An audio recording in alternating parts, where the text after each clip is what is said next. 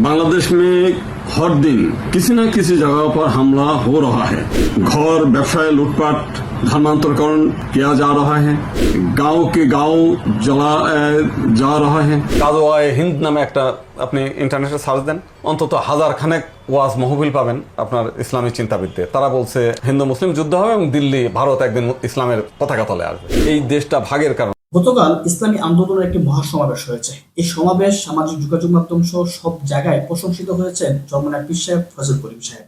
কারণ তিনি এখানে ঐক্যের প্রতীক দেখিয়েছেন, কারণ এখানে তিনি সকল রাজনৈতিক দলগুলোকে একত্রিত করেছেন।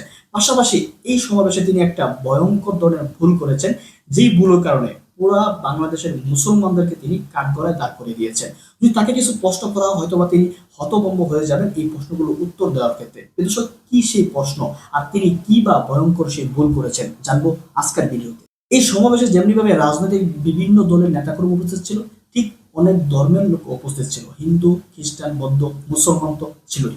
তো হিন্দুদের মধ্য থেকে ছিল গোবিন্দ প্রামাণিক। এই গোবিন্দ প্রামাণিক আসলে ওকে আমরা সকলে মোটামুটি একটু জানি, কিন্তু গোবিন্দ প্রামাণিক এই কয়েকদিন আগে কি ধরনের একটি ইসলাম বিদ্বেষী কাজ বা কথা বলেছেন, যেটা আমি মনে করি বাংলাদেশের সকল উলামায়ে কেরামের বিরুদ্ধে গিয়েছে। কিন্তু তারপরেও ইসলামী আন্দোলন কেন এই গোবিন্দ প্রামাণিককে তাদের অনুষ্ঠান বা মহাসমাবেশের মতো সম্মানী একটা জায়গা দিল? তো প্রশ্ন, গোবিন্দ প্রামাণিক কি বলেছেন? আপনারা হয়তো অবগত আছেন, খিলক্ষেতে একটি অস্থায়ী মন্দির উচ্ছেদ করা হয়েছে, অর্থাৎ সরকারি জায়গা দখল করে অবৈধভাবে একটা মন্দির ছিল। সেই মন্দির ভেঙে ফেলার কারণে গোবিন্দ প্রামাণিক একটা বক্তব্য দিয়েছিলেন। সেই বক্তব্য কতটা ভয়ঙ্কর বা ভয়াবহ একটু আপনাদেরকে শোনাই, তারপর বিশ্লেষণ করি। আমরা অতীতেও তত্ত্বাবধায়ক সরকার দেখেছি, হিজড়া টাইপের, নপুংসক টাইপের সরকার আমরা কখনো দেখিনি। দুষ্ট লোকজন, সন্ত্রাসী লোকজন যা বলে সরকার সেইটা পালন করে। এটা তালেবান সরকারের চাইতে অদম একটা সরকার হয়ে গেছে। এই সরকারের একবার রন্ধ্রে রন্ধ্রে এবং সরকারের উপর মহলে সর্বত্র হচ্ছে মৌলবাদীর আখড়া এবং বিষ বাষ্প হয়ে পড়ে আছে এখানে।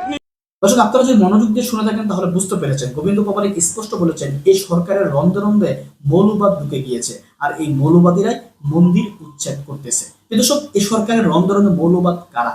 আমরা জানি এই সরকার 5 আগস্টের পর থেকে ইসলাম যে সমস্ত দল রয়েছেন, ইসলামিক দলগুলো প্রত্যেকটা দলের সাথে ভালো সম্পর্ক রেখেছেন এবং যে কোনো সিদ্ধান্ত নেওয়ার আগে যেমনিভাবে রাজনৈতিক দলগুলোকে ডেকেছেন, ঠিক তেমনিভাবে ইসলামিক দলগুলোকে তিনি গুরুত্ব দিয়েছেন। এটা হয়তোবা শুধু তার না, বাংলাদেশে যে সমস্ত বামপন্থী দলগুলো রয়েছেন তাদের মধ্যে উত্তেজনা এবং তাদের গলার কাঁটা হয়ে দাঁড়িয়েছে। গোবিন্দ প্রামাণিক এদেরকে মৌলবাদ বলেছেন, সরকার রন্ধে মৌলবাদ।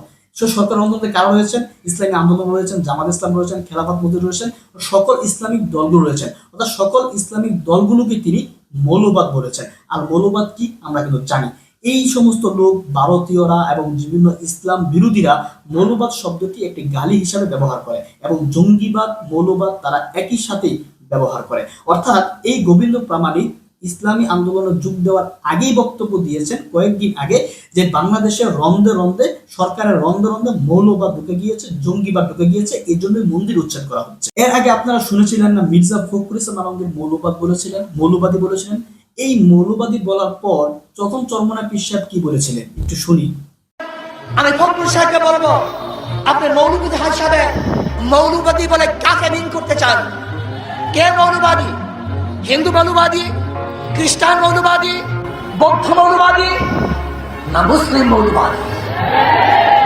ইসলামী মৌলবাদ জিন্দাবাদ, জিন্দাবাদ। ইসলামী মৌলবাদ জিন্দাবাদ, জিন্দাবাদ। ইসলামী মৌলবাদ জিন্দাবাদ, জিন্দাবাদ। আমরা ইসলামী মৌলবাদ বিশ্বাসী। আমি মুসলমান, আমার মূল ঠিক আছে। আমি মূলকে বাদ দিয়ে রাজনীতি করতে পারি না। 93% মুসলমানদের দেশে ইসলামী মূল্যবোধকে বাদ দিয়ে, ইসলামী মূল্যবোধকে বাদ দিয়ে কোনদিন রাজনীতি করতে পারে নাই। চরমনায় পীর সাহেব ফয়জুল করিম তিনি বলেছিলেন মৌলবাদ তিনি কাকে বলেছেন, অর্থাৎ আক্রমণাত্মক সহিত তিনি প্রতিবাদ করেছেন। কিন্তু এই গোবিন্দ প্রামাণিক একদিন আগে মৌলবাদী বলে সারা বাংলাদেশের মুসলমানদের গালি দেওয়ার পর পরের দিন ইসলামী আন্দোলনের মহাসমাবেশে বক্তব্য রাখে। কিন্তু তিনি যে মৌলবাদী বলে একদিন আগে গালি দিলেন, এটার জন্য তার বিরুদ্ধে প্রতিবাদ দূরের কথা, তাকে আরো মেহমান হিসাবে আমন্ত্রণ জানিয়ে বাংলাদেশের মুসলমানদের কাতার দাঁড় করিয়ে তাকে দেওয়া হলো শ্রেষ্ঠত্ব সম্মান। শুধু এখানে শেষ নয়, এই গোবিন্দ প্রামাণিক কতটা ভয়ঙ্কর সেটা আপনারা আরেকটু জানতে পারবেন। সেটা হচ্ছে এই গোবিন্দ প্রামাণিকের একটা ভিডিও সামাজিক যোগাযোগ মাধ্যমে দেখেছেন, সেখানে তিনি বলেছেন যে বিজেপি সরকারকে ক্ষমতায় আনার জন্য তারা প্রার্থনা করছেন যাতে করে এটা অখণ্ড ভারত হতে পারে, এবং তারা দ্বৈত নাগরিকের জন্য সরকারের কাছে, বিজেপি সরকারের কাছে আমন্ত্রণ করবেন। অর্থাৎ এই ভিডিওটি আপনারা সমাজ দেখেছেন, তারপরে একটু আপনাদেরকে দেখাই। যারা ভারতে চলে গেছে তারা ওখানেও নাগরিকত্ব থাকবে, এখানেও থাকবে। আবার আমাদের এই দেশে যারা আছে আমরা হিন্দুরা, তারা এখানেও নাগরিকত্ব থাকবে, ভারতেও নাগরিকত্ব থাকবে, যেন কোনো সময় বিপদ আপদ হলে পরে আমাদের যেন রক্ষা পেতে পারি, এটার জন্য এই না থাকে। তো সেটাও বিবেচনাধীন রয়েছে। তো সেটা একমাত্র নরেন্দ্র মোদীর গভর্নমেন্ট, বিজেপি গভর্নমেন্ট আমাদের প্রতি সহানুভূতিশীল, সেই কারণে। আরো যারা আছে তারা শুধুমাত্র মুসলিম তোষণ নিয়ে আছে। যে আজ কালকেও দেখলাম আমাদের রাহুল গান্ধী সে ঘোষণা দিয়েছে যদি ক্ষমতা দেয় তাহলে মসজিদ এবং এটা দেখানোর পর তাকে প্রশ্ন করা হয়েছিল কোনো সাংবাদিক, যে তিনি বলেছিলেন যে আপনি যে অখণ্ড ভারত চান এটা আসলে কেন চান। তারপর তিনি চরমনায় পীর সাহেবের উপর এই যে ফয়জুল করিম সাহেবের উপর দায় চাপিয়ে একটা বক্তব্য দিয়েছিলেন, সেই বক্তব্যটা একটু শুনে আসি। অখণ্ড ভারতে সমর্থন করেন, কেউ কেউ বলেছে যে আপনি অখণ্ড ভারত চান। এই বিষয়টিগুলো কেন অখণ্ড, এটাই পরিষ্কার করার জন্য। আচ্ছা, পরিষ্কার করা।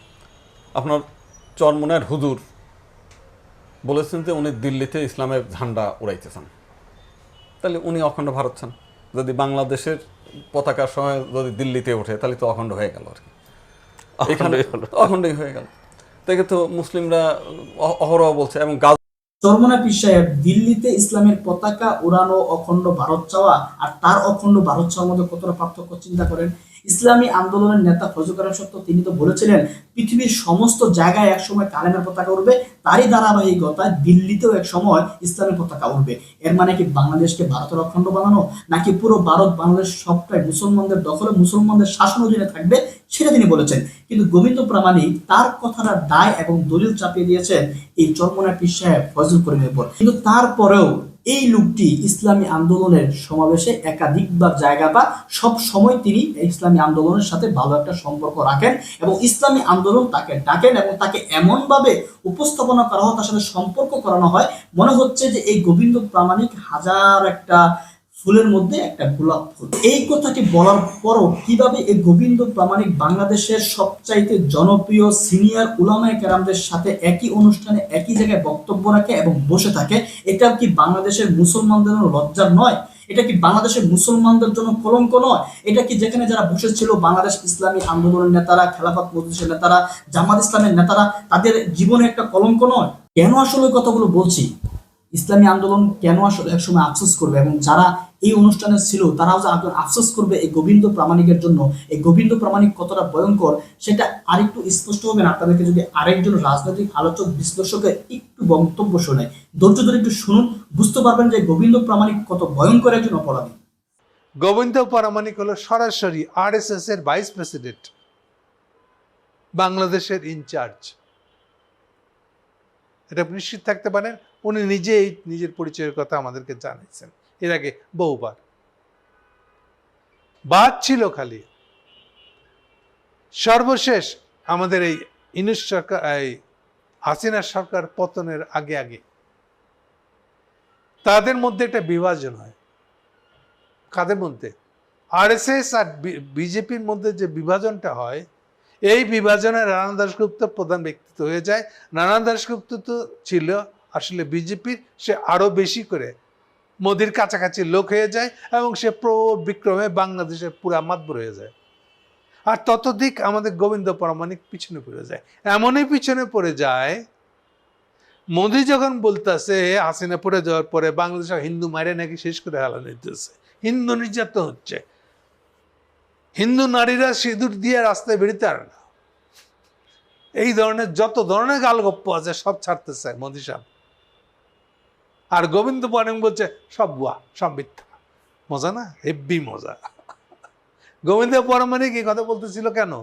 কারণ ওই যুগটাই ছিল আসলে বিজেপির সাথে আরএসএস এর ক্যাচাল। তার বক্তব্য শুনে আমি মনে করি স্পষ্ট বুঝতে পেরেছেন। তার বক্তব্য শোনার পর গোবিন্দ প্রামাণিককে নিয়ে কিছু বলার আর রাখে না। এখন কথা হচ্ছে, এমন একজন ধর্মবিরোধী, ইসলাম বিরোধী, আলেম বিরোধী, দেশদ্রোহী এবং দৈত্য নাগরিক চাওয়া বাংলাদেশ বিরোধী এবং বিজেপি আরএসএস একজন শ্রেষ্ঠ দালাল, বাংলাদেশকে ভারতের অখণ্ড বানানোর জন্য যিনি সবসময় চেষ্টা করে যাচ্ছেন, এমন একজন ব্যক্তি কিভাবে বাংলাদেশ ইসলামী আন্দোলন বাংলাদেশের মহাসমাবেশে বক্তব্য রাখেন এবং বাংলাদেশের শ্রেষ্ঠত্ব আলেমদের কাতারে বসে কিভাবে বসে থাকেন, এটা কি বাংলাদেশের আলেমদের জন্য কতটা লজ্জার এবং বাংলাদেশের মুসলমানদের জন্য কতটা কলঙ্কের, সেটা হয়তো আমরা এখন না বুঝলেও কিছুদিন পর বুঝতে পারবো।